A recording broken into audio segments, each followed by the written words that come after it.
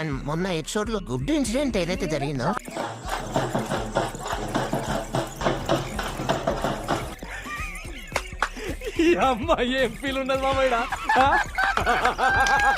ఆ ఎపిసోడ్ చూసిన తర్వాత నాకేమనిపిస్తుంది అంటే ఈ కామనర్స్ అని పోయిన వాళ్ళు ఎవరైతే ఉన్నారో వాళ్ళ మైండ్ రింగింది. ఇంత చూచి అసలు ఇంత చూచి ఐడియాలజీ ఎక్కడ అసలు కొంత వరస్ట్ ఇంకెక్కడ ఉన్నారు. ఎర్రిపుల్ లాగా బిహేవ్ చేస్తున్నారు